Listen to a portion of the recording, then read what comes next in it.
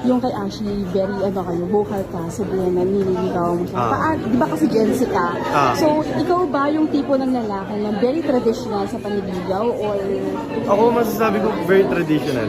Kasi ganun yung tinuro na lola ko sa akin. So, yung mga tinuro na lola ko, for me, mas yun yung i-apply ko. Kasi, for me lang, mas ma-feel ng babae na special siya sa ganung way. Yun yung para sa So, ikaw yung mabulaklak, lagi pumunta sa bahay, ikaw yung gano'n. Ganun yung mas gusto ko. Mas gusto ko yung quality time. Babalikan mo lang, paano mo sinabi kay Ashley na niligawan mo siya? Ayun, yung nasabi ko kahapon na nasakyan kami, tapos sinatid ko siya.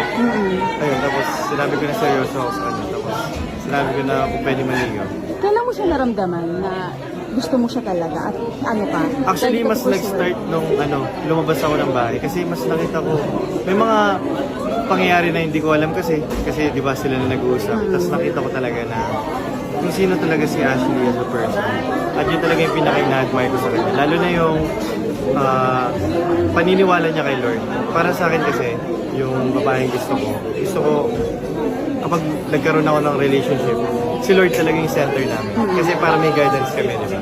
At para sa akin, sobrang laking factor. At yun. Meron ka bang iniisip na, okay, sa ganitong lead, masasagot ako ni Ashley or go with the flow ka? I go with the flow. Nasa kanya na yun. Hindi ko siya pinipressure or tinatanong. Ayoko. Siya ba?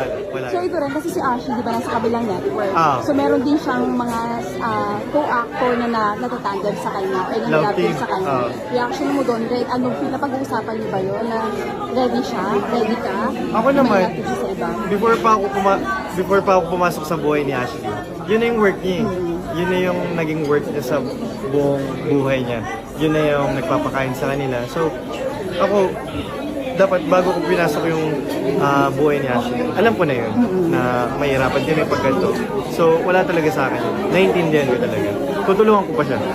Kung meron ka may papangakong one thing sa magulang, sa parents ni Ashley, ano yun? Pinapangako ko po na hindi ko po lolokohin yung anak niyo at alagaan ko po siya na maayos. Thank you.